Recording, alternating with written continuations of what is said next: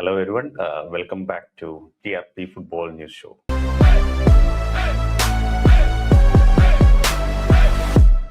കഴിഞ്ഞ ആഴ്ച ഫുട്ബോളിൽ ഉണ്ടായിട്ടുള്ള പ്രധാനപ്പെട്ട സംഭവങ്ങൾ, പല ലീഗുകൾ സ്റ്റാർട്ട് ചെയ്തു, നമ്മൾ കണ്ടു.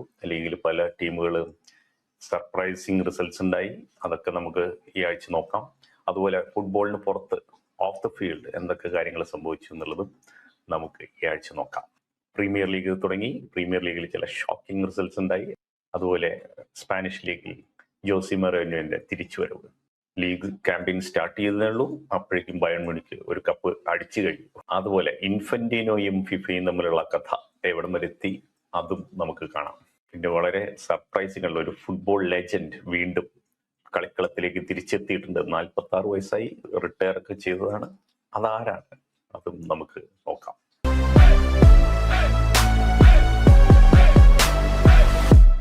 നമുക്ക് പ്രീമിയർ ലീഗിൽ നിന്ന് തന്നെ തുടങ്ങാല്ലേ. പ്രീമിയർ ലീഗിൽ പെപ് ഗാർഡിയോള പോയി, റോഡ്രി പോയി, ബെർണാഡോ സിൽവ പോയി, അങ്ങനെ പലരും പോയി. അതിനുശേഷം മാഞ്ചസ്റ്റർ സിറ്റിയുടെ മാനേജറായിട്ട് എൻസോ മറസ്ക എത്തി. മറസ്ക വന്നതിന് ശേഷം കമ്മ്യൂണിറ്റി ഷീൽഡ് നമ്മൾ കണ്ടു. ആർസനലിന്റെ കൂടെ 3-0 എന്നുള്ള സ്കോറിന് തോറ്റു.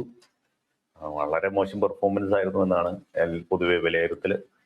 പക്ഷേ ആദ്യത്തെ പ്രീമിയർ ലീഗ് മാച്ചിലേക്ക് വന്നപ്പോൾ കുറച്ചുകൂടി നന്നായിട്ട് കളിച്ചു എന്നുള്ളതാണ് പൊതുവെ അഭിപ്രായം. 6 ഡിഫൻഡേഴ്സ് ആയിട്ടാണ് സിറ്റി കളിച്ചു തുടങ്ങിയെന്നുള്ളതാണ് ഒരു തമാശ. കാരണം സിറ്റിയുടെ മിഡ്ഫീൽഡ് വളരെ വീക്കാണ്. അവരെ ഒരുപാട് ട്രാൻസ്ഫേഴ്സ് ചെയ്യാൻ നോക്കട്ടെ. എന്നിരുന്നാലും ഈ മാച്ചിൽ അവർ നന്നായിട്ട് കളിച്ചു എന്നുള്ളതാണ്. 1-0 എന്നുള്ള സ്കോറിന് ബോർണ്മൗത്ത് ലീഡ് എടുത്തു. അതിനുശേഷം മാഞ്ചസ്റ്റർ സിറ്റിക്ക് 2 ഗോൾ, അവസാനം 2 ഗോൾ അടിച്ച് ജയിക്കേണ്ട ഒരു ഇത് വന്നു. പക്ഷെ അത് മെന്റാലിറ്റി, ടീമിന്റെ മെന്റാലിറ്റി ഒക്കെ കാണിക്കുന്ന ഒരു വിന്നായിരുന്നു. അതുപോലെ മറസ്കയ്ക്ക് തന്റെ ടാക്ടിക്കൽ അപ്രോച്ചിലൂടെ മാച്ച് ജയിക്കാൻ പറ്റിയെന്നുള്ളതും വലിയ കോൺഫിഡൻസ് ആണ്. സിറ്റിക്ക് വേണ്ടിയിട്ട് ഗുവേഹി ഗോൾ അടിച്ചു, അതുപോലെ ഗ്വാഡിയോൾ ഗോൾ അടിച്ചു. മാത്രമല്ല ഹാലൻഡിനും ഗുവേഹിക്കും ഒക്കെ ഒരുപാട് ചാൻസുകൾ കിട്ടിയിട്ടുണ്ടായിരുന്നു. നിക്കോ റൈലി മിഡ്ഫീൽഡിലാണ് സ്റ്റാർട്ട് ചെയ്തത്. നിക്കോ റൈലി മാത്രമല്ല, ഡിഫൻഡേഴ്സ് ആയിട്ട് കളിച്ചിട്ടുള്ള 6 പേര് കളിച്ചു. ഗുവേഹി ഡിഫൻസീവ് മിഡ്ഫീൽഡർ ആയിട്ടാണ് കളിച്ചത്. അപ്പോൾ സിറ്റിയുടെ മിഡ്ഫീൽഡ് പ്രശ്നങ്ങൾ ഇതിൽ കണ്ടു. അത് വെച്ച് തന്നെ സിറ്റിയുടെ ഒരുപാട് മിഡ്ഫീൽഡിൽ ട്രാൻസ്ഫേഴ്സിന്റെ റൂമേഴ്സ് വന്നുകൊണ്ടിരിക്കുകയാണ്. എൻസോ ഫെർണാണ്ടസ് ആയിട്ട് ലിങ്ക് ഉണ്ട്. ബുവാദി, മൊറോക്കോയുടെ സ്റ്റാർ യങ് മിഡ്ഫീൽഡർ, അവർ ജോയിൻ ചെയ്യുന്ന ന്യൂസ് വരുന്നു. അതുപോലെ നിക്കോ ഗോൺസാലസ് ന്യൂ കാസലിലേക്ക് പോകുന്നു. അങ്ങനെ ഒരുപാട് ചേഞ്ചസ് അവിടെ വരുന്നു. അതുപോലെ ഫോർവേഡ് പൊസിഷനിൽ മെർമൂഷ്യസ് സ്പേഴ്സിലേക്ക് പോകുന്ന ഒരു കൊടി ഗാക്പോനും വിട്ടിട്ടുണ്ട് എന്നുള്ള ന്യൂസ് ഇതാണ് സിറ്റിയുടെ ഈ കഴിഞ്ഞ ആഴ്ചയിലുള്ള പ്രധാനപ്പെട്ട കാര്യങ്ങൾ. ബിക്കോസ് അടുത്ത് പറയുകയാണെങ്കിൽ ആഴ്സണൽ കമ്മ്യൂണിറ്റി ഷീൽഡ് ഒക്കെ ജയിച്ച് 3-0 സിറ്റിയെ തോൽപ്പിച്ച ആ ഒരു കോൺഫിഡൻസിലും ആ ഒരു മെന്റാലിറ്റിയിലാണ് അവർ ആദ്യത്തെ മാച്ച് കൊവൻട്രിക്കെതിരെ. കൊവൻട്രിയുടെ മാനേജർ ലാംപാർഡ് മാർട്ടേറ്റയും തമ്മിലുള്ള മാച്ചായിരുന്നു. ആ മാച്ചപ്പില് കൊവൻട്രി വളരെ ഡിസപ്പോയിന്റിംഗ് ആണ്. പ്രൊമോട്ടഡ് ടീംസിൽ ഈ വീക്കിലെ ഏറ്റവും ഡിസപ്പോയിന്റിംഗ് ടീം പെർഫോമൻസ് കൊവൻട്രിയുടെ ആയിരുന്നു എന്ന് പറയാം. ആഴ്സണൽ വളരെ കൺവിൻസിംഗ് ആയിട്ട് 3-0 എന്നുള്ള സ്കോറിന് ജയിച്ചു. ആഴ്സണലിന്റെ സമ്മർ ട്രാൻസ്ഫർ സൈനിങ് ആയിട്ടുള്ള സോളിസ് കിട്ടിലും പെർഫോമൻസ് ആയതുകൊണ്ട്, അതുപോലെ ഒഡേഗാർഡ് തിരിച്ച് ഫോമിലേക്ക് വന്നു. അങ്ങനെ ആഴ്സണലിനെ നോക്കിക്കഴിഞ്ഞാൽ ഒഡേഗാർഡ് ഗോൾ അടിച്ചു, സാക്ക ഗോൾ അടിച്ചു, ഹാവേർട്സ് ഗോൾ അടിച്ചു. മാത്രമല്ല ആർട്ടേറ്റയുടെ 150ാമത് പ്രീമിയർ ലീഗ് വിന്നാണ് ആഴ്സണൽ മാനേജർ ആയതിനു ശേഷം. അത് ഒരു ഇമ്പോർട്ടന്റ് സ്റ്റാറ്റ്സ് ആണ്.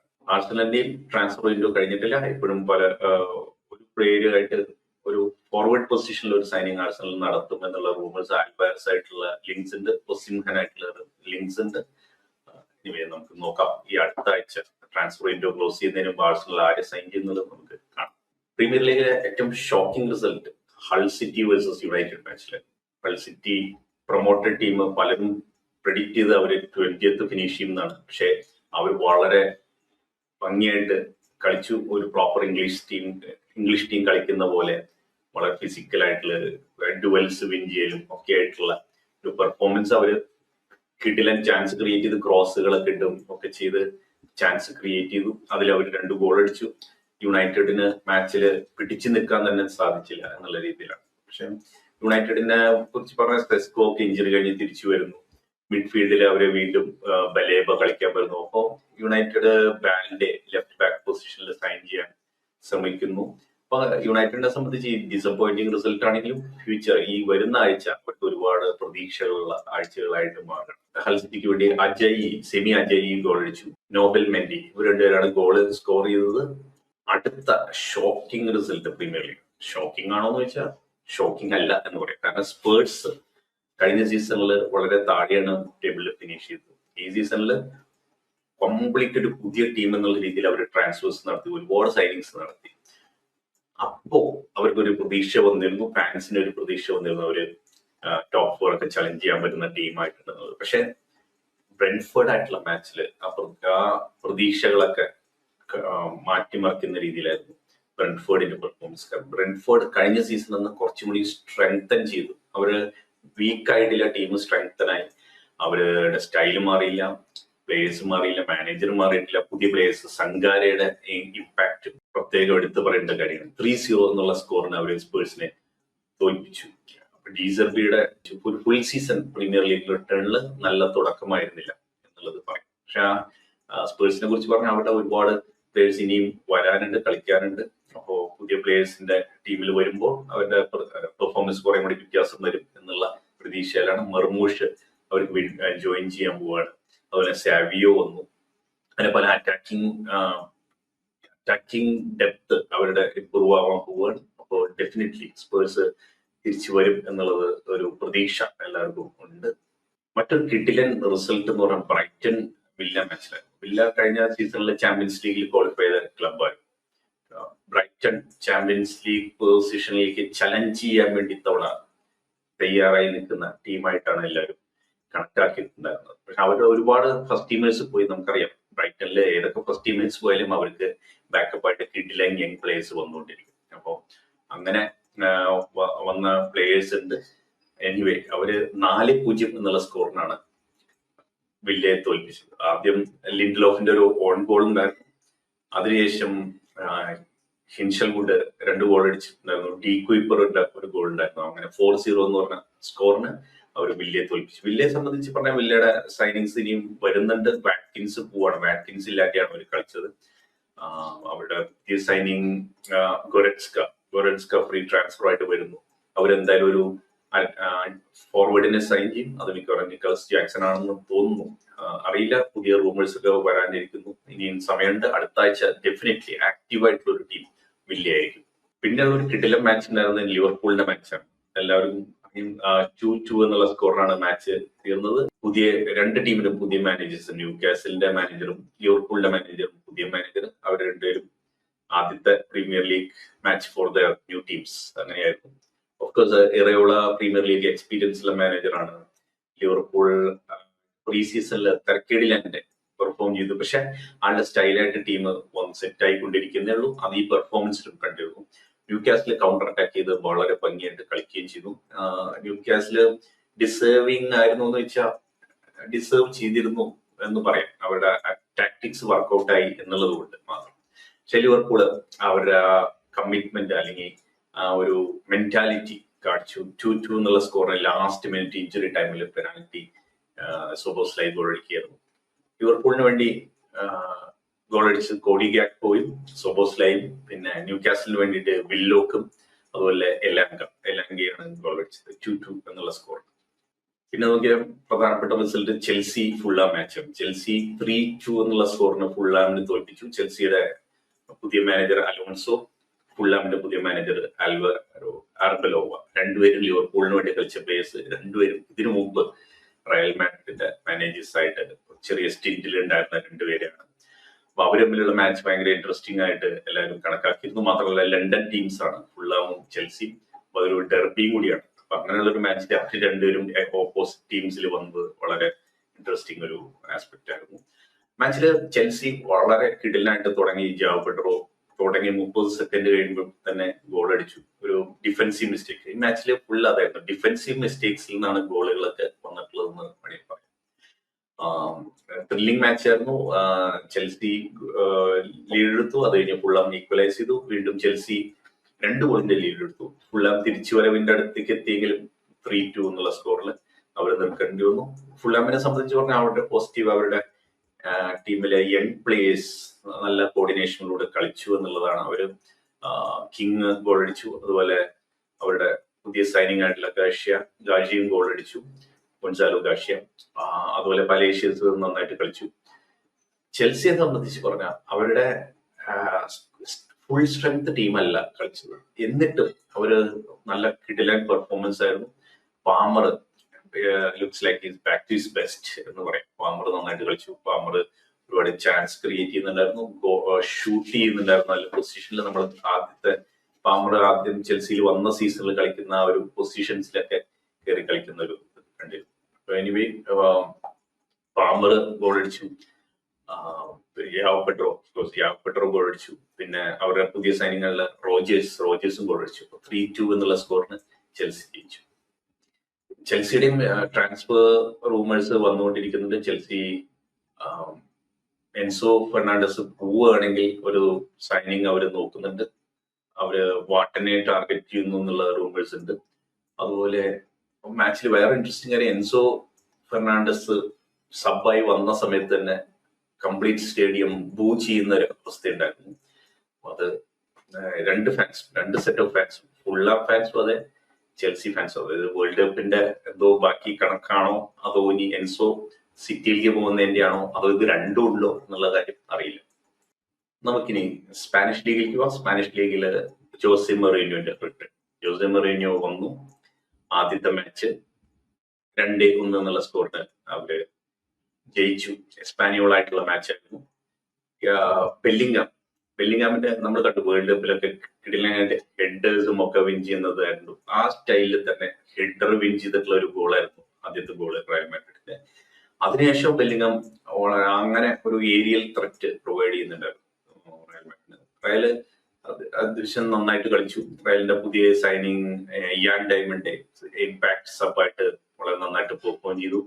ലിവർപൂൾ പ്ലെയർ ആയിട്ടുള്ള കൊണാട്ടെ നന്നായിട്ട് കളിച്ചിരുന്നു. അങ്ങനെ റയൽ മാഡ്രിഡ് ഏകദേശം മൊറീനിയോന്റെ ആ ഒരു സ്റ്റൈലിലേക്ക് രൂപപ്പെട്ടുകൊണ്ടിരിക്കുകയാണ്.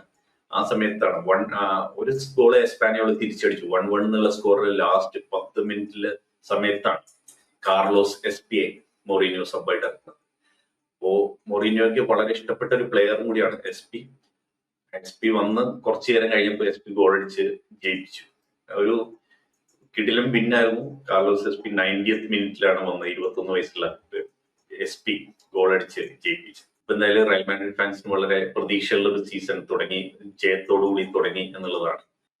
അപ്പുറത്ത് ബാർസലോണ 5 ഗോൾ അടിച്ച് എൽച്ചയെ തോൽപ്പിച്ചു. എവേ മാച്ച് ആയിരുന്നു ബാർസലോണയ്ക്ക്. ബാർസലോണയുടെ ഒരു മാച്ച് കളി നോക്കുമ്പോൾ അവര് ഫോർവേഡ് ഇല്ലായിട്ട് കളിച്ചു. ഫാൾസ് 9 ആയിട്ട് റാഫീനിയ സ്റ്റാർട്ട് ചെയ്തു. അത് കഴിഞ്ഞ് സെക്കൻഡ് ഹാഫില് ഫെർമിൻ ലോപ്പസ് ആണ് ഫോൾസ് 9 ആയിട്ട് വന്നത്. അതുപോലെ ആന്റണി ഗോർഡൻ ഇമ്പാക്ട് സബായിട്ട് കിടിലൻ പെർഫോമൻസ് ആയിരുന്നു. നല്ല സ്പീഡ്, അയാളുടെ സ്പീഡ് ഫുൾ ഉപയോഗിച്ചിട്ടാണ് കളിച്ചത്. 2 അസിസ്റ്റ് ഉണ്ടായിരുന്നു മാച്ചില്. റാഫീനിയ ഗോൾ അടിച്ചു. അതുപോലെ ഫെർമിൻ ലോപ്പസ് ഗോൾ അടിച്ചു. കരേയാമി പുതിയ സൈനിങ് ആണ്, കരീം അദേയാമി സ്കോർ ചെയ്തു. അങ്ങനെ Raphinha 2 goal, Adeyemi 1 goal, Fermin Lopez 2 goal. അങ്ങനെ 5-0 എന്നുള്ള സ്കോറിന് ബാർസലോണ ജയിച്ചു. ബാർസലോണയ്ക്ക് വേണ്ടി യങ് പ്ലേയേഴ്സിൽ പുതിയൊരു താരോദയം കൂടി ഉണ്ടായിരിക്കണം. സാവി എസ്പാട്ട് എന്ന് പറഞ്ഞ ഫുൾ ബാക്ക് നല്ല കിടലായിട്ട് പെർഫോം ചെയ്തു. ആണ് ഫ്യൂച്ചർ ഓഫ് ബാർസലോണ എന്ന് പറയുന്ന പ്ലെയർ. അതുപോലെ വേറെ പ്ലേയേഴ്സ് ഉണ്ട്, ചിലര് ട്രാൻസ്ഫർ ആവുന്നുള്ള ന്യൂസ് വരുന്നുണ്ടായിരുന്നു. ഹെക്ടർ ഫോർട്ട് നല്ല ഫുൾ ബാക്ക് ആണ്, എവേർട്ടനായിട്ട് ലിങ്ക് ആണ്. അലജാൻഡ്രോ ബാൾഡെ ഓഫ് കോഴ്സ് നേരത്തെ പറഞ്ഞ പോലെ യുണൈറ്റഡ് ആയിട്ട് ലിങ്ക് ഉണ്ട്. Let's see who all will be at Barcelona after this week. ബാർസലോണയുടെ വേറൊരു പ്രശ്നം അവരുടെ ഫോർവേഡ്. ഞാൻ പറഞ്ഞു പോൾ സൈൻ വെച്ചിട്ടാണ് കളിച്ചത്. അവരിപ്പോഴും യൂലിയൻ ആൽവാരസ് സൈൻ ചെയ്യുന്നുള്ള പ്രതീക്ഷയിൽ തന്നെയാണ്. യൂലിയൻ ആൽവാരസ് സൈൻ ചെയ്യുമെന്നുള്ള കാര്യം ഉറപ്പില്ല. എനിവേ അപ്പുറത്ത് നോക്കിക്കഴിഞ്ഞാൽ അത്ലറ്റിക്കോ മാഡ്രിഡിൽ യൂലിയൻ ആൽവാരസ് കളിക്കുമ്പോൾ അവരുടെ ഫാൻസ് കംപ്ലീറ്റ് ബൂ ചെയ്യായിരുന്നു. ആൽവാരസിന് അത്ര നല്ല ഒരു റിസപ്ഷൻ അല്ല അത്ലറ്റിക്കോ മാഡ്രിഡിന്റെ ഫാൻസ് നിന്ന് കിട്ടിയത്. അതിൽ അത്ലറ്റിക്കോ മാഡ്രിഡും വില്ലാറിയൽ ആയിട്ടുള്ള മത്സരമാണ്. 2-2 ഡ്രോ ആണ്. വില്ലാറിയൽ കഴിഞ്ഞ തവണ ടോപ്പ് 4 ഫിനിഷ് ചെയ്ത ടീമായിരുന്നു. 2-2 എന്നുള്ള സ്കോറിനാണ് അത്ലറ്റിക്കോ ആയിട്ടുള്ള മാച്ച് അവർ പിടിച്ചു നിന്നത്. അതെന്തായാലും അവർക്ക് വളരെയധികം കോൺഫിഡൻസ് തരും. അത്ലറ്റിക്കോ മാഡ്രിഡിനെ സംബന്ധിച്ചോളം അവര് തോറ്റു നിൽക്കായിരുന്നു. 2-2 എന്നുള്ള സ്കോറിൽ അവര് എത്തി, മാച്ച് ഡ്രോ ആക്കി എന്നുള്ളത് വളരെ കോൺഫിഡൻസ് കൊടുക്കുന്ന കാര്യമായിരിക്കും. പക്ഷെ യൂലിയൻ അൽവാരസിന്റെ എന്ത് സംഭവിക്കും എന്നുള്ളതാണ് അത്ലറ്റിക്കോ മാഡ്രിഡ് ഫാൻസ് ഉറ്റുനോക്കുന്ന ഒരു കാര്യം. ആള് പോയി കഴിഞ്ഞാൽ ആരായിരിക്കും റീപ്ലേസ്മെന്റ്?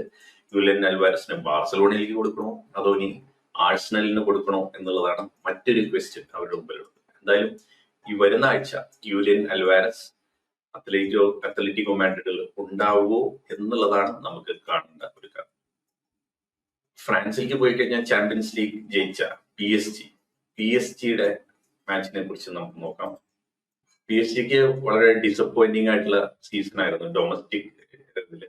ആദ്യത്തെ ഒരു കപ്പ് മാച്ച് അവർ തോറ്റു. അതിനുശേഷം ഇപ്പൊ ഈ മാച്ചില് 2-0 എന്നുള്ള സ്കോറിന്, ആയിട്ടുള്ള മാച്ചിൽ 2-0 എന്നുള്ള സ്കോറിന് പിറകിൽ നിൽക്കുകയായിരുന്നു. അവരുടെ പുതിയ സൈനിങ്സ് പലരും സബ്സ്റ്റിറ്റ്യൂട്ട് ഒക്കെ ആയിട്ട് വന്നു. അതിനുശേഷമാണ് അവര് നന്നായിട്ട് സെക്കൻഡ് ഹാഫിൽ നന്നായിട്ട് പെർഫോം ചെയ്തു. 2-2 എന്നുള്ള സ്കോറിനെ ലാസ്റ്റ് മിനിറ്റ് ഗോളൊക്കെ അടിച്ച് ഒപ്പം എത്തി. അപ്പോൾ ജയിക്കാൻ പറ്റിയില്ല. ആയിട്ടുള്ള മാച്ചൊക്കെ യൂഷ്വലി പി എസ് ജി ഒക്കെ ജയിക്കുന്ന മാച്ചാണ്. പക്ഷെ ഈ മാച്ച് ജയിക്കാൻ സാധിച്ചില്ല എന്നുള്ളത് പി എസ് ജിയെ സംബന്ധിച്ച് കൺസേണിങ് ആയിരിക്കാം. പക്ഷെ പുതിയ സൈനിങ്സ് ഒക്കെ സെറ്റ് ആയി കഴിഞ്ഞ ഈ സീസണിൽ പിന്നെ അവരങ്ങോട്ട് നിറഞ്ഞാടുന്ന ഒരു അവസ്ഥ ഉണ്ടാവും. മാത്രമല്ല ഇനി ബാർക്കോളയും എംബായും അവര് എപ്പോഴും സ്ക്വാഡിൽ ഉണ്ടായിരുന്നില്ല. അവര് പി എസ് ജി വിട്ട് പോവാൻ നിൽക്കുകയാണ്. ലിവർപൂളിലേക്ക് ആണ് ബാർക്കോള വരുന്നത് എന്നുള്ളതാണ് സ്ട്രോങ് റൂമേഴ്സ്. എംബായെ ഉറപ്പില്ല, വേറെ ഏതെങ്കിലും ഒരു ക്ലബും കൂടി എംബായുടെ പിറകിലുണ്ട് എന്നുള്ള റൂമേഴ്സ് ഉണ്ട്. എവിടേക്ക് പോകുന്ന അറിയില്ല. പക്ഷെ ഇതൊക്കെ സ്ക്വാഡിനെ ബാധിച്ചിട്ടുണ്ടോ എന്നുള്ളൊരു സംശയമുണ്ട്. എനിവേ ഈ മാച്ചിലേക്ക് വന്നു കഴിഞ്ഞാൽ അവരുടെ പുതിയ സൈനിങ് ആയിട്ടുള്ള ഫെറാൻ ടോറസ് ആണ് 2 ഗോൾ അടിച്ചു. അതുപോലെ ഫാബിയൻ ലൂയിസ്, ഫെറാൻ ടോറസ്, ഈ കണക്ഷനിലാണ് 2 ഗോളും വന്നത്. ഗോൾ 2 അടിച്ച് Ferran Torres, assist 2 Fabian Luis. രണ്ടുപേരും സബ്സ്റ്റിറ്റ്യൂട്ട് ആയിട്ട് വന്നതിന് ശേഷമാണ് ഗോളുകൾ വന്നത് എന്നുള്ളത് വളരെ ഇൻട്രസ്റ്റിംഗ് ആയിട്ടുള്ള കാര്യം. പക്ഷെ റെന്നിന് ലാസ്റ്റ് മിനിറ്റ് അവർക്ക് ജയിക്കാവുന്ന ഒരു ഗോൾ ലൈൻ ക്ലിയറൻസിലാണ് പി എസ് ജി ഈ മാച്ച് ഡ്രോയിൽ പിടിച്ചു നിർത്തിയത് എന്ന് വേണമെങ്കിൽ പറയാം. ജർമ്മനിയിലേക്ക് പോയി കഴിഞ്ഞാൽ അവിടെ ബയൺ മ്യൂണിക്ക് സൂപ്പർ കപ്പ് ജയിച്ചു എന്നുള്ളതാണ് പ്രധാനപ്പെട്ട കാര്യം. അവര് ഡോട്ട്മണ്ട് 2-1 എന്നുള്ള സ്കോറിനെ തോൽപ്പിച്ചു. മൈക്കിൾ ഒലീസെ ഗോൾ അടിച്ചു. അതുപോലെ നറ്റാനിയൽ ബ്രൗൺ ഗോൾ അടിച്ചു, അവരുടെ left back signing. First competitive മാച്ചിൽ നറ്റാനിയൽ ബ്രൗൺ ലെഫ്റ്റ് ബാക്ക് അവർ ഗോൾ അടിച്ചു എന്നുള്ളത് വളരെ ആശ്വാസം നൽകുന്ന കാര്യമായിരിക്കും. അതുപോലെ തുടക്കം തന്നെ കപ്പടിച്ചു എന്നുള്ളത്. പക്ഷെ ബയേണിനെ കൺസേൺ ചെയ്യുന്നത് അതൊന്നല്ല. ബയേണിന്റെ കൺസേൺ എന്ന് പറഞ്ഞാൽ യമാൽ മ്യൂസിയാല കഴിഞ്ഞ 2 ഫ്രണ്ട്ലി മാച്ചുകളിൽ കൊളാപ്സ് ചെയ്യുന്ന ഒരു അവസ്ഥ ഉണ്ടായിരുന്നു. ന്യൂറോളജിക്കൽ ഡിസ്ഫങ്ഷൻ എന്നുള്ള ഒരു പ്രശ്നമാണ് അതിന് വന്നിട്ടുള്ളതെന്നാണ് പറയുന്നത്. ഇതിനെ കുറിച്ചൊക്കെ കൂടുതൽ സംസാരിക്കാൻ പറ്റുന്ന, എന്നെക്കാളും കുറച്ചുകൂടി നന്നായിട്ട് സംസാരിക്കാൻ പറ്റുന്ന ഒരു ഫാൻ, അതായത് ലിവർപൂൾ ഫാൻ ഉണ്ട്, ഞങ്ങളുടെ ഫ്രണ്ടാണ്, അതുപോലെ ഒരു ഡോക്ടറാണ് ആള്. ഇതിനെ കുറിച്ച് കുറച്ചുകൂടി നന്നായിട്ട് സംസാരിക്കും. റോഷനെ ഞാൻ വെൽക്കം ചെയ്യാണ്. സോ മുസിയാലയുടെ കാര്യത്തിൽ മുസിയാല നമുക്ക് ഒരു ഡെഫിനറ്റ് ഡയഗ്നോസിസ് ഇതുവരെ കിട്ടിയിട്ടില്ല. ആള് സോഷ്യൽ മീഡിയയിലൂടെ പറഞ്ഞതും ബയൺ റിലേറ്റഡ് ആയിട്ടുള്ള ആളുകൾ സോഷ്യൽ മീഡിയയിൽ പറഞ്ഞ കാര്യങ്ങൾ മാത്രമേ നമുക്ക് അറിയുള്ളൂ. അപ്പം പറഞ്ഞത് വെച്ചിട്ട് ന്യൂറോളജിക്കൽ ഡിസ്ഫങ്ഷൻ എന്നാണ് പറഞ്ഞിരിക്കുന്നത്. ബേസിക്കലി ബ്രെയിനായിട്ട് റിലേറ്റഡ് ആയിട്ടുള്ളത്. അതിൽ നമ്മൾ കണ്ടതാണ് 2 ഗെയിംസിൽ കണ്ടിന്യൂസ്ലി ആള് കൊളാപ്സ് ആയി. അപ്പം അതിൽ ശ്രദ്ധിച്ചാൽ അറിയാം, ബ്രീഫ് പീരീഡിൽ ആള് എന്താ പറയുക, ഇങ്ങനെ ബ്ലാങ്ക് ആയിട്ട് സ്റ്റെയർ ചെയ്യാണ്. ആള് ബിഹേവിയറൽ അറസ്റ്റ് പോലെയായിരുന്നു, ഒന്നും ചെയ്യാൻ പറ്റാതെ few seconds to 1 or 2 minutes.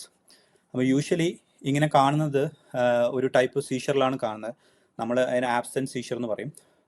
ഇതിൽ ഇൻട്രസ്റ്റിംഗ് ആയിട്ടുള്ള കാര്യം എന്താണെന്ന് വെച്ചാൽ, ഈ ആബ്സെൻറ്റ് സീഷേഴ്സ് യൂഷ്വലി നമ്മൾ ചൈൽഡ്ഹുഡിലാണ് കാണുന്നത്, കുട്ടികളിലാണ് കാണാറ്. യൂഷ്വലി ഫീമെയിൽ കുട്ടികളിൽ 10 വയസ്സിന് താഴെയുള്ളവർക്കൊക്കെയാണ് കാണുക. പക്ഷേ അൺകോമൺ അല്ല, അഡോളസൻ്റ് ഏജിൽ കാണാം, യങ് അഡൾട്ട്സിലും വരാം. അപ്പോൾ ഇത് ചിലപ്പം മുസിയാലയ്ക്ക് ചെറുതിലേ ഉണ്ടായിരിക്കാം, അത് ക്യാരി ഓവർ ആയിട്ട് വന്നതാവാം. എപ്പം തൊട്ടാണ് എന്നുള്ള ഡീറ്റെയിൽസ് ഒന്നും ഇതുവരെ അറിയില്ല നമുക്ക്. അപ്പം ഇതിൽ ഇവർ റീസൺ ആയിട്ട് പറഞ്ഞിരിക്കുന്നത് മെഡിക്കേഷൻ ചേഞ്ചാണ്. അപ്പം ഈ സീഷറിൻ്റെ ഒരു പ്രോബ്ലം അല്ലെങ്കിൽ എപ്പിലെപ്സിയുടെ ഒരു പ്രോബ്ലം എന്ന് വെച്ച് കഴിഞ്ഞാൽ, ഈ സീഷർ മെഡിക്കേഷൻസിന് യൂഷ്വലി സൈഡ് എഫക്ട്സ് കൂടുതലാണ്. നമ്മൾ ശ്രദ്ധിച്ചാൽ അറിയാം, നിങ്ങൾക്ക് പരിചയമുള്ള ആരെങ്കിലും എപ്പിലെപ്സി ഉള്ള ആളുകൾ സ്ഥിരമായിട്ട് മരുന്ന് കഴിക്കുന്നവരൊക്കെ ആണെങ്കിൽ അവർക്ക് അവരുടെ വെയിറ്റ് കൂടാൻ ചാൻസ് ഉണ്ട്. അതുപോലെ അവർക്ക് ട്രമേഴ്സ് വരാം, പിന്നെ ഡ്രൗസിനെസ്, ക്ഷീണം, അങ്ങനത്തെ കാര്യങ്ങളൊക്കെ കോമൺ ആണ് യൂഷ്വലി സീഷ്യർ മെഡിക്കേഷൻസ് കാരണം. അപ്പോൾ മുസിയാലയുടെ കാര്യത്തിൽ ഇത് എങ്ങനെ റെലവെൻ്റ് ആവുന്നതെന്ന് വെച്ചാൽ, മുസിയാല ഒരു എലീറ്റ് അത്ലീറ്റാണ്, എലീറ്റ് ലെവലിൽ ഫുട്ബോൾ കളിക്കുന്ന പ്ലെയറാണ്. അപ്പം പ്രോബ്ലം എന്താണെന്ന് വെച്ച് കഴിഞ്ഞാൽ ഇത് എത്രത്തോളം അണ്ടർ കൺട്രോളാണ് എന്നുള്ളതാണ്. കാരണം ഈ സീഷ്യറിൻ്റെ ഒരു സ്പെഷ്യാലിറ്റി എന്ന് പറഞ്ഞു കഴിഞ്ഞാൽ ബ്രീഫ് പീരീഡിൽ ബിഹേവിയറൽ അറസ്റ്റ് വരും. ഫോർ എക്സാമ്പിൾ, ഇപ്പോൾ ആൾ കളിച്ചുകൊണ്ടിരിക്കുന്ന സമയത്താണ് ഇത് വരുന്നതെന്നുണ്ടെങ്കിൽ ഒരു ഓപ്പോസിറ്റ് പ്ലെയറുമായിട്ട് ടാക്കിൾ ചെയ്യുന്ന ടൈമിലോ അല്ലെങ്കിൽ ബോൾ ഹെഡ് ചെയ്യാൻ വേണ്ടിയിട്ട് ചാടുന്ന ടൈമിലൊക്കെയാണ് ഇങ്ങനെ വരുന്നതെന്നുണ്ടെങ്കിൽ ഇറ്റ് കുഡ് ബി ഡേഞ്ചറസ്. അപ്പോൾ അങ്ങനെ ഒരു ഇഷ്യൂ ഉണ്ട്. അപ്പം നമ്മൾ ഈ മീഡിയ റിപ്പോർട്ട്സിൽ ഇതിലൊക്കെ വായിച്ചത് വെച്ചിട്ടാണെന്നുണ്ടെങ്കിൽ അണ്ടർ കൺട്രോൾ ആണെങ്കിൽ കുഴപ്പമില്ല, പക്ഷേ ചില ആബ്സെൻസ് സീഷ്യേഴ്സിൻ്റെ ഫ്രീക്വൻസീസ് വല്ലാണ്ട് കൂടും. ഈവൻ ഒരു ദിവസം തന്നെ 20-25 തവണയൊക്കെ വരാം. അങ്ങനെയാണെന്നുണ്ടെങ്കിൽ അത് പ്രോപ്പർ എപ്പിലെപ്സി ആയിട്ട് കണ്ടിട്ട് അതിൻ്റെ ട്രീറ്റ്മെൻറ്റ് എടുക്കേണ്ടി വരും. അപ്പം ഇതിൻ്റെ ഒരു പ്രോബ്ലം എന്താണെന്ന് വെച്ചാൽ നമുക്ക് 100% കംപ്ലീറ്റ്ലി പറയാൻ പറ്റില്ല എങ്ങനെയായിരിക്കും ഫ്യൂച്ചർ, മുസിയാലയുടെ ഫ്യൂച്ചർ എങ്ങനെയായിരിക്കും as A elite football player. ചിലപ്പം ഇതേ ലെവലിൽ കണ്ടിന്യൂ ചെയ്യാൻ പറ്റാം അണ്ടർ കൺട്രോൾ ആണെന്നുണ്ടെങ്കിൽ, പക്ഷേ എപ്പോഴും അത് ഓപ്പോസിറ്റ് ഡയറക്ഷനിൽ പോകാനും ചാൻസ് ഉണ്ട്. ഇതന്നെ ആവണമെന്ന് 100% ഉറപ്പില്ല നമുക്ക്. ചിലപ്പം വേറെ കുറച്ച് കാര്യങ്ങൾ കൊണ്ട് വരാം. ഫോർ എക്സാമ്പിൾ, ഒരു കാര്യം മെയിനായിട്ട് വിട്ടുപോയി. ഇത് ഈ ആബ്സെൻസ് സീഷ്യേഴ്സ് ആണെന്നുണ്ടെങ്കിൽ അതിൻ്റെ ഒരു ട്രിഗറിങ് ഫാക്ടർ എന്ന് പറഞ്ഞാൽ ഹൈപ്പർ വെന്റിലേഷൻ ആണ്. ഓക്കെ, അപ്പോൾ ഹൈപ്പർ വെന്റിലേഷൻ എന്ന് പറഞ്ഞു കഴിഞ്ഞാൽ ആസ് എ ഫുട്ബോൾ പ്ലെയർ അത് ഒഴിവാക്കാൻ പറ്റുന്ന കാര്യമല്ല ഹൈപ്പർ വെന്റിലേഷൻ. എത്രയൊക്കെ എൻഡുറൻസ് ഉള്ള ആളാണെങ്കിലും സ്റ്റാമിന ഉള്ള ആളാണെങ്കിലും ഫുട്ബോൾ കളിക്കുമ്പോൾ എലീറ്റ് ലെവലിൽ കളിക്കുമ്പോൾ എന്തായാലും ഹൈപ്പർ വെന്റിലേറ്റ് ചെയ്യും. അപ്പോൾ ഹൈപ്പർ വെന്റിലേഷൻ ഒരു ട്രിഗർ ഫാക്ടർ ആണെന്നുണ്ടെങ്കിൽ, ഈവൻ ഹൈപ്പർ വെന്റിലേഷൻ മാത്രമല്ല, ഈവൻ ഡീഹൈഡ്രേഷൻ. ഈ കഴിഞ്ഞ 2 കളിയിൽ കൊളാപ്സ് ആയ ടൈമിൽ ആദ്യം നമ്മൾ വിചാരിച്ചത് ഹീറ്റ് സ്ട്രോക്ക് ആണെന്നാണ്, പക്ഷേ ബിക്കോസ് നല്ല ഹീറ്റുള്ള സ്ഥലത്തുനിന്നായിരുന്നു കളിച്ചതല്ലോ. അപ്പോൾ ഡീഹൈഡ്രേഷൻ വിത്ത് ഹൈപ്പർ വെന്റിലേഷൻ ഒരു ട്രിഗർ ആയിരിക്കാം അങ്ങനെ സംഭവിക്കാൻ. അപ്പം ഇതെല്ലാം ഒരു ഫാക്ടറാണ്. അപ്പം നമുക്കിപ്പോൾ ഇവർ പറഞ്ഞത് മാത്രം വെച്ചിട്ടേ നമുക്ക് അസ്യൂം ചെയ്യാനേ പറ്റുള്ളൂ. ഇതിൻ്റെ കറക്റ്റ് മെഡിക്കൽ ഹിസ്റ്ററി എന്താണെന്നൊക്കെ നമുക്ക് അറിയില്ല. ചിലപ്പോൾ വർഷങ്ങളായിട്ടുള്ളതൊക്കെ ആണെന്നുണ്ടെങ്കിൽ ചിലപ്പം ഇതേപോലെ കൺട്രോളിൽ പോയിക്കോളും. ഒരു പ്രോബ്ലം എന്താണെന്ന് വെച്ചാൽ ന്യൂലി ഡെവലപ്ഡ്, അതായത് പുതിയതായിട്ട് വന്നിട്ടുള്ള ആബ്സെൻസ് സീഷ്യേഴ്സ് ആണെങ്കിൽ, മുസിയാലയുടെ ഏജിലാണെങ്കിൽ നമ്മൾ എപ്പോഴും അതൊരു ഒരു അണ്ടർലൈങ് ജനറലൈസ്ഡ് എപ്പിലെപ്സി സിൻഡ്രോം ആയിട്ട് കൂട്ടണം. വേറെ എന്തെങ്കിലും എപ്പിലെപ്സിയുടെ പ്രോപ്പർ ആയിട്ടുള്ള ഒരു ഇവാലുവേഷനും സ്കാനിങ്ങും ന്യൂറോളജിക്കൽ ഇവാലുവേഷനും എല്ലാ കാര്യങ്ങളും ചെയ്യണം. കാരണം ഈ അഡൽട്ട് ഏജിൽ ഈ ടൈപ്പ് സീഷ്യേഴ്സ് വരുന്നത് കോമൺ അല്ല. അപ്പോൾ അതൊന്ന് എന്താണെന്നുള്ളത് നമുക്ക് വരുന്ന വഴിക്ക് അറിയാൻ പറ്റേണ്ടതാണ്, എങ്ങോട്ടാണ് പോകുന്നത് എന്നുള്ളത്. TRPയുടെ ഷോകളിൽ ഇഞ്ചുറി റിലേറ്റഡ് ആയിട്ടുള്ള എല്ലാ കാര്യങ്ങൾക്കും നമ്മൾ റോഷനെ കൊണ്ടുവരുന്നതായിരിക്കും. റോഷന് പല പ്ലേയേഴ്സ് നമുക്കറിയാം പ്രീമിയർ ലീഗിൽ ഇഞ്ചുറീസ് ഒക്കെ വരുന്ന അവസ്ഥകളൊക്കെ ഉണ്ട്. അപ്പൊ നമ്മുടെ ലിവർപൂൾ പ്ലേയേഴ്സ് ഒക്കെ തന്നെ ഉണ്ട്. അപ്പൊ അതിനെക്കുറിച്ചൊക്കെ വിശദമായിട്ട് നമ്മൾ ഇനി ഭാവിയുള്ള പല എപ്പിസോഡ്സിലും പല ഷോകളിലും നമുക്ക് റോഷനെ പ്രതീക്ഷിക്കാം. Okay, thank you Sudeep. Musiala തിരിച്ച് ബയണിൽ കളിക്കാൻ പറ്റുമോ എന്നുള്ള കാര്യം നമുക്ക് നോക്കാം. റോഷൻ അതിനെക്കുറിച്ച് സംസാരിച്ചു.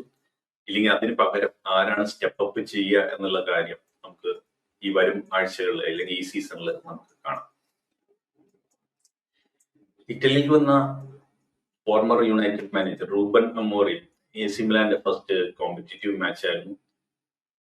ആദ്യത്തെ മാച്ച് 2-1 എന്നുള്ള സ്കോറിന് അവർ ടോറിനോനെ തോൽപ്പിച്ചു. എവേ മാച്ച് ആയിരുന്നു. 2 ഗോളിന്റെ ലീഡ് എടുത്തു. സെക്കൻഡ് ഹാഫിൽ സീസെ ഗോൾ അടിച്ചുമായിരുന്നു. അതുപോലെ ആക്ട്രിയൻ റാപ്പിയോട്ട് ഗോൾ അടിച്ചു. അതിനുശേഷം ഇഞ്ചുറി ടൈമിലാണ് ഷേ ആഡംസ് ഗോൾ അടിച്ചത്. എന്തായാലും AC മിലാന്റെ മാനേജറായിട്ട് റൂബൻ അമോറിമിന്റെ പെർഫോമൻസ് കിടലാനായിരിക്കും എന്നുള്ളതിന്റെ സൂചനകൾ ഈ മാച്ചിൽ ഉണ്ടായിരുന്നു.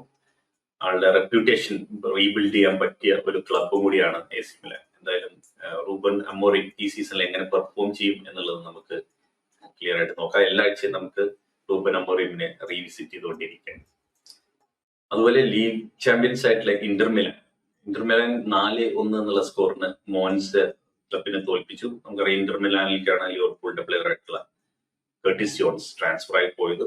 കളി സ്റ്റാർട്ട് ചെയ്തിട്ടില്ല, അതിനു മുമ്പ് തന്നെ ആ മാച്ച് ഉണ്ടായിരുന്നു. മാച്ച് 22-ാം തീയതി ആയിരുന്നു. അവര് കാൽവനാളു ഗോൾ അടിച്ചു, പീറ്റർ സിലെൻസ്കി ഗോൾ അടിച്ചു, പിയോ എസ്പോസിറ്റോ, പിന്നെ ബിസാക്, അങ്ങനെ 4 ഗോൾ സ്കോറേഴ്സ് വന്നു. 4-1 എന്നുള്ള സ്കോറിനാണ് ഇന്റർ ജയിച്ചത്. ഇന്റർ എന്തായാലും ടൈറ്റിൽ ഡിഫൻസ് വേണ്ടിയിട്ടുള്ള ഒരു പെർഫോമൻസ് അവർ കാഴ്ചവെച്ചിട്ടുണ്ട് എന്നുള്ളത് ക്ലിയർ ആയിട്ട് പറയാം. അതുപോലെ നെപ്പോളി 2-0 എന്നുള്ള സ്കോറിന് ജനോവയെ തോൽപ്പിച്ചു. നെപ്പോളിക്ക് വേണ്ടിയിട്ട് കെവിൻ ഡ്യൂബ്രോയിനെ, പഴയ സിറ്റി പ്ലെയർ ആയിട്ടുള്ള ഡിബ്രോയിനെ ഗോൾ അടിച്ചു. അതുപോലെ വേർഗര ഗോൾ അടിച്ചു. രണ്ടും ലേറ്റ് ഗോൾസ് ആയിരുന്നു. എനോവയാണ് നെപ്പോളിയെ തോൽപ്പിച്ചത്. യുവന്റസ് 1-0 എന്നുള്ള സ്കോറിന് ഫ്രോയിസനെ തോൽപ്പിച്ചു. ബ്രമ്മറാണ് യുവന്റസിന് വേണ്ടി ഗോൾ അടിച്ചത്. അപ്പൊ Juventus, Inter Milan, AC Milan എല്ലാവരും ജയിച്ചു തുടങ്ങി. അതുപോലെ നെപ്പോളിയും ജയിച്ചു തുടങ്ങി. ഫാബ്രിക്കസിന്റെ ഓമോ പക്ഷെ ജയിച്ചല്ല തുടങ്ങിയത്. ആദ്യത്തെ മാച്ചിൽ 1-1 ഡ്രോ ആയിരുന്നു. ഉദിനസി ആയിട്ടാണ് ഡ്രോ ആയത്. അപ്പോ ഫാബ്രിക്കസ് അതിനുശേഷം പറയുന്നുണ്ട് ഉദിനസി ടീം ഒരു proper English style premier league ക്ലബിന്റെ പോലെയാണ് അവരുടെ പെർഫോമൻസ്. അവരെ അവിടെ ചെന്ന് തോൽപ്പിക്കാൻ ഭയങ്കര ബുദ്ധിമുട്ടാണെന്നൊക്കെ മാച്ചിന് ശേഷം പറയുന്നുണ്ട്. എന്തായാലും കോമയ്ക്ക് വേണ്ടി ടോവിക്കസ് ആണ് ഗോൾ അടിച്ചത്. തുർക്കിഷ് ഫുട്ബോള് നമ്മൾ ഇത്തവണ കുറച്ചുകൂടി ഫോളോ ചെയ്യുന്ന ഒരു കാര്യമുണ്ട്. അതിന് പ്രധാനപ്പെട്ട കാര്യം മുഹമ്മദ് സലയാണ്. നമുക്കറിയാം പ്രീമിയർ ലീഗില് ആദ്യത്തെ മാച്ചിൽ എപ്പോഴും ഗോൾ അടിക്കുന്ന സല. അവിടെ ചെന്നും സൂപ്പർ ലീഗിലും ആദ്യത്തെ മാച്ചിൽ ഗോൾ അടിച്ചു. സല അടുത്ത കളി ഗോൾ അടിച്ചു എന്ന് പറഞ്ഞാലും ഇത് അവരുടെ ലീഗിലെ ആദ്യത്തെ മാച്ച് ആയിരുന്നില്ല. ആദ്യത്തെ മാച്ച് 1-1 ഡ്രോ ആയിരുന്നു സ്കോർ. അതിൽ സല സബ്സ്റ്റിറ്റ്യൂട്ട് ആയിട്ട് വന്നു, ഗോൾ അടിച്ചില്ല. പക്ഷെ ഫുൾ ലീഗ് സ്റ്റാർട്ടിലാണ് സല ഗോൾ അടിച്ചെന്നുള്ള കാര്യം കൂടി പറയാം. ഒരു ഗോളല്ല, 2 ഗോൾ അടിച്ചു. 2 4 ഗോൾ അടിച്ചതാണ്. പക്ഷെ 4 ഗോളില് 2 ഗോള് ക്യാൻസലായി. അതിൽ ഒരെണ്ണം ഗോള് സെന്റർ ഹാഫിൽ നിന്ന് അടിച്ചൊരു കിടിലൻ ഗോൾ ഉണ്ടായിരുന്നു. പക്ഷെ അതൊന്നും പ്രോപ്പർ ഗോളുകളായിട്ട് വന്നില്ല. കാരണം ഒരെണ്ണം ഓഫ് സൈഡ് ആയിരുന്നു, ഒരെണ്ണം ഒരു ഫൗളിന്റെ ഇടയിൽ നിന്നാണ് ഗോൾ അടിച്ചത്. അപ്പൊ 2 ഗോൾ അങ്ങനെ ക്യാൻസൽ ആയില്ലെങ്കിൽ 4 ഗോൾ അടിച്ച് സ്ഥലം അവിടെ തുടങ്ങിയത്. എന്തായാലും ട്രാൻസ്പോൺസ്ബർ 2-1 എന്നുള്ള സ്കോറിന് ഇസ്താംബുൾ ബസക്ടേഴ്സിനെ തോൽപ്പിച്ചു. മറ്റു മാച്ചില് ബെസിക്ടാസ് 1-0 എന്നുള്ള സ്കോറിന് അലൻസേപ്പോറിന്റെ അടുത്ത് തോറ്റു. ഈ സെക്കൻഡ് മാച്ച് ഡേയില് ഗലത്സരെ 4-0 എന്നുള്ള സ്കോറിന് ജയിച്ചിരുന്നു. ഫെനർബാഷെ 4-2 എന്നുള്ള സ്കോറിന് ജയിച്ചു. ഇൻഫന്റിനോന്റെ കഥ പറയാനുണ്ട്. ഈ ആഴ്ചയും പോകാൻ പറ്റുമെന്ന് തോന്നുന്നില്ല. ഇൻഫന്റിനോ വലിയ പ്രഷറിലാണ്. അതായത് ഒരുപാട്, ഞാൻ പറഞ്ഞിരുന്നു, ഒരുപാട് ഫുട്ബോൾ അസോസിയേഷൻസ് ഇൻഫന്റിനോന് എതിരെ വന്നിട്ടുണ്ട്. ഒരു പുതിയ മൂവ് ഇപ്പൊ ബാക്ക്ഗ്രൗണ്ടിൽ നടക്കുന്നുണ്ട്. അതായത് UEFAയും കോൺകാഫും ഒരുമിച്ച് ഒരു ജോയിന്റ് നാഷൻസ് ലീഗ് തുടങ്ങാനുള്ള ഒരു പരിപാടി ഇട്ടിട്ടുണ്ട്. അതായത് നിലവിലുള്ള, അതായത് ഇപ്പോഴുള്ള കുറെ ഫ്രണ്ട്ലീസ് ഒക്കെ നടക്കുന്ന നമുക്കറിയാം. ഇന്റർനാഷണൽ ഫ്രണ്ട്ലീസ് ഇടയ്ക്ക് നടക്കുന്നുണ്ട് സീസണിന്റെ ഒക്കെ ഇടയിൽ. ഇനി അങ്ങനെയുള്ള ഫ്രണ്ട്ലീസ് അങ്ങോട്ട് ഒഴിവാക്കിയിട്ട് ഇവരതങ്ങോട്ട് കോമ്പറ്റീറ്റീവ് ആക്കാൻ തീരുമാനിച്ചിരിക്കുക, UEFAയും കോൺകാഫും ചേർന്ന്. അപ്പൊ അതായത് ഇനി മീനിങ്ലെസ് ആയിട്ടുള്ള ചിലപ്പോ UEFA നാഷൻസ് ലീഗ് ഒന്നും ഉണ്ടായിരുന്നു വരില്ല. അതിനു പകരം ഇപ്പൊ ഉദാഹരണത്തിന് സ്പെയിനും മെക്സിക്കോയും തമ്മിലുള്ള മാച്ച്, ജർമ്മനി USA, അല്ലെങ്കിൽ ഇംഗ്ലണ്ട് കോസ്റ്ററിക്ക, അങ്ങനെ 2 കോണ്ടിനൻസ് അല്ലെങ്കിൽ 2 ഫുട്ബോൾ അസോസിയേഷൻസ് തമ്മിലുള്ള ഒരു കോമ്പറ്റീറ്റീവ് നേച്ചർ ആയിരിക്കും അത്. അതിപ്പോ നമ്മള് ഒരു ലീഗ് രീതിയിൽ തന്നെ UEFA നാഷൻസ് ലീഗിന്റെ ഫോർമാറ്റിലായിരിക്കും. അതായത് 2 ഡിവിഷൻ അല്ലെങ്കിൽ 2-3 ഡിവിഷൻ ഒക്കെ വെച്ചിട്ട് ഓരോ സീസൺ കഴിയുമ്പോഴും അതിന് പ്രൊമോഷനും റെലിഗേഷനും ഒക്കെ വരുന്ന രീതിയിലുള്ള ഒരു സിസ്റ്റം. അതെങ്ങനെയാണ് ഫുൾ അതിന്റെ പ്ലാനിലേക്ക് ആയിട്ടില്ല. പക്ഷെ അവര് ഇനീഷ്യൽ ഡിസ്കഷൻസ് തുടങ്ങി. ഇതൊക്കെ ഈ ഫിഫയില് ഇൻഫന്റിനോ വരുത്തി വെച്ചിട്ടുള്ള ഈ പ്രശ്നങ്ങൾക്കെതിരെ ഒരു റിയാക്ഷൻ ആയിട്ടാണ് ഇപ്പോൾ ലോകത്ത് വിലയിരുത്തൽ വരുന്നത്. നമുക്കറിയാം ഉക്രൈനില് വലിയ യുദ്ധം നടന്നുകൊണ്ടിരിക്കുകയാണ്. അത് കാരണം ഷക്തർ അവരുടെ ചാമ്പ്യൻസ് ലീഗ് ഗെയിംസ് ഇംഗ്ലണ്ടില് ചെൽസിയുടെ സ്റ്റേഡിയം ആയിട്ടുള്ള സ്റ്റാൻഫോർഡ് ബ്രിഡ്ജില് അവിടെ കളിക്കാൻ എന്നുള്ളത് തീരുമാനിച്ചിരിക്കുകയാണ്. അപ്പോ അവരുടെ ചാമ്പ്യൻസ് ലീഗ് മാച്ചുകളെല്ലാം, ഹോം മാച്ചുകളെല്ലാം ഈ ചെൽസിയിലെ സ്റ്റാൻഫോർഡ് ബ്രിഡ്ജിലായിരിക്കും നടക്കുക എന്നുള്ള ഒരു ന്യൂസ് കൺഫേം ആയിട്ടുണ്ട്. ഞാൻ പറഞ്ഞു ഒരു ഫുട്ബോൾ ലെജൻഡ് തിരിച്ചു വരുന്നുണ്ട് എന്നുള്ളത്. അത് വേറെ ആരുമല്ല, റൊണാൾഡീഞ്ഞോ. 46 വയസ്സായ റൊണാൾഡീഞ്ഞോ വീണ്ടും ഫുട്ബോൾ കളിക്കാൻ വരും. അതൊരു നമ്മൾ വിചാരിക്കുന്ന പോലെ വീണ്ടും കളിച്ച് വലിയ ക്ലബിലേക്ക് എത്താനോ അങ്ങനെയുള്ള ഒരു ഫുട്ബോൾ കംബാക്ക് അല്ല റൊണാൾഡീഞ്ഞോന്റെ. ആളുടെ ഡോക്യുമെന്ററി കണ്ടറിയാം, നെറ്റ്ഫ്ലിക്സിലുള്ള ഡോക്യുമെന്ററിയിൽ. ആൾക്ക് ഫുട്ബോൾ എന്ന് പറഞ്ഞാൽ ജോയ് സ്പ്രെഡ് ചെയ്യുക, അതായത് സന്തോഷം ഇങ്ങനെ വാരി വിതരാൻ വേണ്ടിയിട്ടാണ് റൊണാൾഡീഞ്ഞോ ഫുട്ബോൾ കളിക്കുന്നത്. റൊണാൾഡീഞ്ഞോ അതിൽ ക്ലിയർ ആയിട്ട് എക്സ്പ്ലെയിൻ ചെയ്യുന്നുണ്ട്. അതിന്റെ ഭാഗമായിട്ടും കൂടിയാണ് റൊണാൾഡീഞ്ഞോ തിരിച്ചു വരുന്നത്. വേറെ എങ്ങനെയല്ല, ഇറ്റാലിയൻ സീരിയ സി ക്ലബ് ആയിട്ടുള്ള റാവെന്നയിലേക്കാണ് റൊണാൾഡീഞ്ഞോ തിരിച്ചു വരുന്നത്. അത് വേറെ ഒന്നും കൊണ്ടും കൂടിയല്ല, ആ റാവെന്ന എന്നുള്ള ക്ലബിന്റെ ഒരു ഷെയർ ഹോൾഡർ ആയിട്ട് ഇപ്പോ റൊണാൾഡിനോ ജോയിൻ ചെയ്തിട്ടുണ്ട്. അപ്പൊ ആളെ എല്ലാ കളിയൊന്നും കളിക്കില്ല, ആൾക്ക് ഇഷ്ടം സന്തോഷമൊക്കെ വരാവുന്ന രീതിയിൽ ഇടയ്ക്ക് ഇറങ്ങി കളിക്കും എന്നുള്ളത് എന്തായാലും തീരുമാനിച്ചിട്ടുണ്ട്. അപ്പൊ അതിൽ വലിയൊരു എഫക്റ്റ് ഉണ്ടായി. 2700 സീസൺ ടിക്കറ്റ്സ് റൊണാൾഡിനോ കളിക്കാൻ വരുന്നത് എന്ന് അറിഞ്ഞപ്പോ തന്നെ വിറ്റുപോയിട്ടുണ്ട്. അപ്പൊ റൊണാൾഡിനോ ബലൻഡോർ വിളിയാനോ വേൾഡ് കപ്പിൽ ടീമിൽ തിരിച്ചെത്താനോ ഇതിനൊന്നും അല്ല കളിക്കണത്, വെറുതെ ആളുടെ ഒരു രസത്തിന് വേണ്ടി കളിക്കുകയാണ്. എന്തായാലും ഇറ്റാലിയൻ ടീമിലെ റാമിനയുടെ ഫാൻസിന് റൊണാൾഡിനോനെ വീണ്ടും ഫുട്ബോൾ കളിക്കുന്ന കാണാൻ പറ്റുന്ന ഒരു സാഹചര്യം ഉണ്ടായിട്ടുണ്ട് എന്നുള്ളതാണ്. MLS വന്ന മെസ്സിയുടെ കാര്യം മാത്രം അതിൽ ഇത്തവണ പറയുന്നുള്ളൂ. മെസ്സിയുടെ അച്ഛൻ മരിച്ച ഇമോഷണൽ ആയിട്ടുള്ള കഥ നമ്മൾ കണ്ടിരുന്നു. അതിനുശേഷം മെസ്സി MLS വന്ന് ഗോളടിച്ചു. അത് വളരെ ഇമോഷണൽ ആയിട്ടുള്ള ഒരു രംഗമായി മാറി എന്നുള്ളതാണ്. അത് ഇന്റർ മിയാമിയുടെ 2-2 എന്നുള്ള ഡ്രോ മാച്ച് ആയിരുന്നു ഫിലഡൽഫിയയിൽ. അതിലാണ് മെസ്സി ഗോൾ അടിച്ചത്. പിന്നെ ഒരുപാട് ട്രാൻസ്ഫർ സ്റ്റോറീസ് നടന്നുകൊണ്ടിരിക്കുന്നുണ്ട് ബാക്ക്ഗ്രൗണ്ടിൽ. ഈ വരുന്ന ആഴ്ച അതൊക്കെ പൊട്ടിത്തെറിക്കാനുള്ള സാധ്യതയുണ്ട്, ബോംബുകൾ വീഴാൻ സാധ്യതയുണ്ട്. അതെന്തായാലും നമുക്ക് കവർ ചെയ്യാം. അടുത്ത ആഴ്ച നമ്മൾ ഇത് വരുമ്പോൾ ഒരുപാട് ട്രാൻസ്ഫർ, 1 ബില്യൺ പൗണ്ടിന്റെ അടുത്ത് വിലയുള്ള ട്രാൻസ്ഫേഴ്സ് നടക്കാൻ സാധ്യത ഇനി കിടക്കുകയാണ്. അപ്പൊ അതിനെ കുറിച്ചൊക്കെ നമുക്ക് ഡീറ്റെയിൽ ആയിട്ട് അടുത്തതിൽ പറയാം. അതുപോലെ തന്നെ നമ്മളിപ്പോ ഇവിടെ ഡിസ്കസ് ചെയ്ത റിസൾട്ട്സും അതിന്റെ സ്കോറിനെ കുറിച്ചിട്ടുള്ള വിശദമായിട്ടുള്ള അനാലിസിസ് നമ്മൾ നടത്തിയിട്ടുണ്ട്. അതിന്റെ ഷോ TRP റിവ്യൂ ഷോ നമ്മുടെ ചാനലിൽ കിടക്കുന്നുണ്ട്. നിങ്ങൾ ലിങ്ക് ഇപ്പോൾ ഇവിടെ വരും, നിങ്ങളത് ക്ലിക്ക് ചെയ്ത് അത് കാണുക. അതുപോലെ ട്രാൻസ്ഫർ റൂമേഴ്സിനെ കുറിച്ചൊക്കെ നമ്മൾ വിശദമായിട്ട് ട്രാൻസ്ഫർ ലൈവുകൾ ചെയ്തിട്ടുണ്ട്. അതിന്റെ ലിങ്കുകളും നമ്മളിവിടെ ഇടും. അപ്പൊ എന്തായാലും ഈ ആഴ്ച വളരെ നിരാശപ്പെടുത്തിയില്ല എന്ന് പറയാം. കഴിഞ്ഞ ആഴ്ച ഒരുപാട് ഷോക്കിംഗ് റിസൾട്ട്സ് ഉണ്ടായി. ഒരുപാട് ചാമ്പ്യൻസ് ആയിട്ടുള്ള ക്ലബ്സ് ജയിച്ചു തുടങ്ങി, PSG ഒഴികെ. PSG ജയിച്ചില്ല.